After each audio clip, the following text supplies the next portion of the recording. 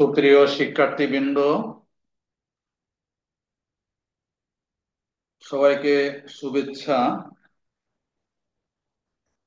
HSC ভূগোল প্রথম পত্র সৃজনশীল সকল প্রশ্ন উত্তর পূর্বে পঞ্চম অধ্যায় জলবায়ুর উপাদান ও নিয়ামক। আজকে আমার 16 নম্বর ক্লাস এই অধ্যায়ে। আজকের আমার আলোচ্য বিষয় হচ্ছে বাইস ব্যালট সূত্র বা বাইস ব্যালট ল। এখানে আমার একটা ছবি দেওয়া আছে এবং নাম লেখা আছে। এটা আমার ইউটিউব চ্যানেল। এই চ্যানেলটা সাবস্ক্রাইব করার আহ্বান জানি। ক্লাসটা শুরু করতে যাচ্ছি।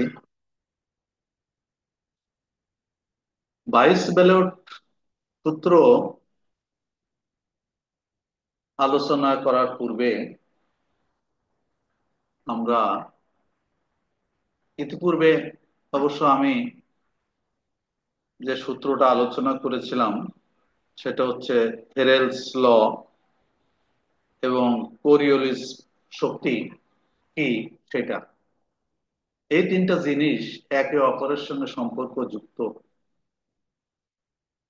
এই বাইস ব্যালট সূত্রের প্রবক্তা কে ছিলেন? CHD বাইস ballot. 1817 থেকে 1890 হলেন একজন বিখ্যাত ডাচ রসায়নবিদ এবং আবহাওয়াবিদ। বায়ুচাপের পার্থক্য ও বায়ু প্রবাহের মধ্যে সম্পর্ক সংক্রান্ত এই সূত্রটি সম্পর্কে তিনি প্রথম আলোকপাত করেন 1857 খ্রিস্টাব্দে তার প্রকাশিত তার কমটেস রেন্ডাস নামক গ্রন্থে। তার নাম অনুসারে পর্বদিত সূত্রটি বাইস ব্যালট সূত্র নামে পরিচিতি পেয়েছে। তাহলে এই বাইস ব্যালট লটা আমরা পেলাম বিখ্যাত ডাচ রসায়নবিদ সিএইচডি বাইস ব্যালটের নাম অনুসারে। এখানে আমি একটা চিত্র দেওয়ার চেষ্টা করেছি। যাই হোক, আমরা এবার মূলত সূত্রে চলে আসি। সূত্রটা কি? সূত্রটা হচ্ছে যে উত্তর গোলার্ধে বায়ু প্রবাহের দিক পিছন ফিরে দাঁড়ালে বাম দিক অপেক্ষা ডান দিকে বায়ুর চাপ বেশি অনুভূত হয় এবং ডান দিকে উচ্চচাপ, বাম দিকে নিম্নচাপ হয়। এই এবং দক্ষিণ গোলার্ধে বায়ু প্রবাহের দিকে পিছন ফিরে দাঁড়ালে ডান দিক অপেক্ষা বাম দিকে অধিক বায়ুর চাপ অনুভূত হয়, অর্থাৎ বাম দিকে উচ্চচাপ, ডান দিকে নিম্নচাপ হয়। এখন এই জিনিসটা আমাদেরকে বুঝতে হবে। প্রথমে এখানে তিনটা জিনিস আমরা বুঝি। সেটা হচ্ছে প্রথম, কোরিওলিস বল। কোরিওলিস যে পাওয়ার, পৃথিবীর আবর্তন গতি, যেটা এই পৃথিবীর আবর্তন গতি অনুসারে কিন্তু মূল ব্যাপার। এই পৃথিবী পশ্চিম থেকে পূর্ব দিকে অনাবর্ত ঘুরছে। এখন যদি কোনো ব্যক্তি এখান থেকে সোজা এখানে আসতে চায় বা বায়ু বরাবর আসতে চায়, সে সোজা পথ ধরে আসছিল, কিন্তু দেখা যাবে সে সোজা এখানে আসতে পারবে না।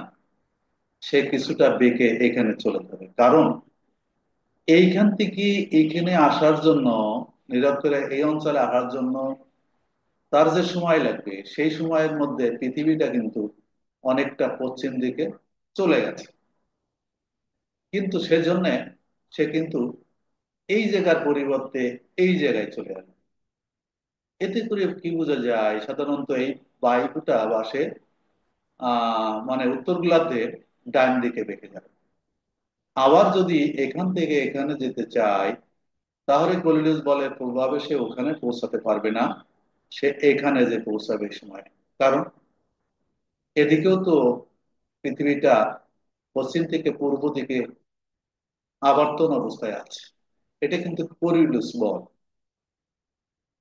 এই কোরিওলিস বলটা কোরিওলিস নামে একজনের নাম অনুসারেই হয়েছে এবং এটা সাধারণত 1835 সালে, 1835 সালে।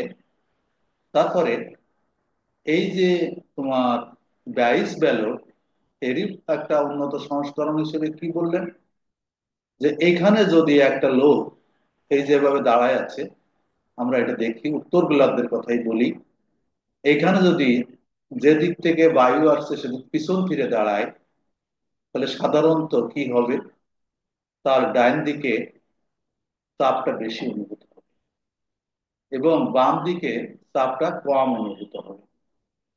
কারণ হচ্ছে পৃথিবীর আবর্তন গতি এবং পৃথিবীর যে বায়ু প্রবাহ, সেই বায়ু প্রবাহের কি ডান দিকে বেঁকে যাওয়া।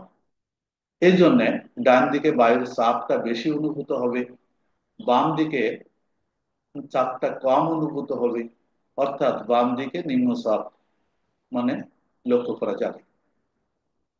এর থেকে আমরা কিন্তু বুঝতে পারি এখানে বায়ুটা ঠিক এদিকে এদিকে চলে আসবে, অর্থাৎ উত্তর পূর্ব দিক থেকে দক্ষিণ পশ্চিম দিকে এটা প্রবাহিত হবে। এটা ফেরেল এই সূত্রটা দিয়েছে। ফেরেল না, এটা হচ্ছে এই একটা উদাহরণ সহকারে উনি বাইশ প্যালেট বুঝিয়ে চেয়েছেন।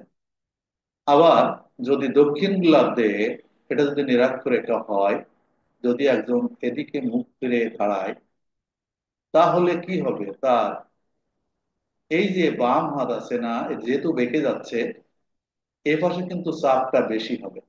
তা যেহেতু বায়ুর চাপটা কিন্তু বায়ুটা এদিকে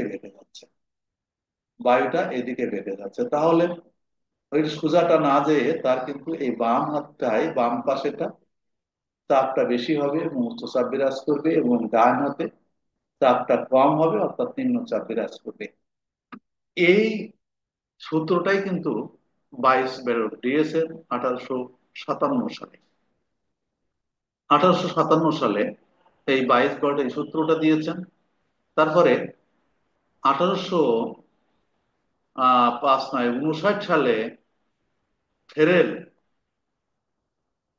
আরো একটা সূত্র, যে সূত্রটা ফেরেলের সূত্র নামে পরিচিত, এই অবস্থাকেই তিনি বললেন উত্তর গোলার্ধে বায়ু প্রবাহিত সময় ডান দিকে বেঁকে যায়, আর দক্ষিণ গোলার্ধে বাম দিকে বেঁকে যায়। এ থেকে আমরা বুঝতে পারি যে আসলে এই বায়ুর চাপ এবং বায়ু প্রবাহের মধ্যে একটা গভীর আন্তঃসম্পর্ক রয়ে গেছে, এবং এই যে কোরিওলিস বল, তারপরে পৃথিবীর আবর্তন গতি, এবং যে এই যে বাইশ ব্যালট সূত্র, তারপরে ফেরেল সূত্র, এই তিনটা সূত্রের মধ্যে একটা গভীর সম্পর্ক রয়ে গেছে, একে অপরের সঙ্গে একটা মানে পরিপূরক হিসেবে এখানে দেখা দিয়েছে।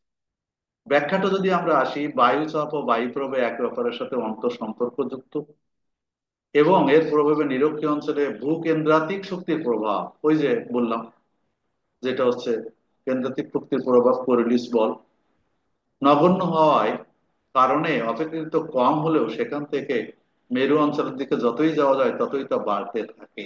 এই কারণে উত্তর গোলার্ধের বায়ু সমচাপ রেখা বরাবর উচ্চ চাপযুক্ত অঞ্চলে ডান দিকে এবং ঘড়ির কাঁটার বিপরীত দিকে প্রবাহিত, মানে এবং নিম্নচাপযুক্ত অঞ্চলে বাম দিকে অর্থাৎ ঘড়ির কাঁটার বিপরীত দিকে প্রবাহিত হয়, এবং দক্ষিণ গোলার্ধে তার বিপরীত অবস্থা পরিলক্ষিত হয়।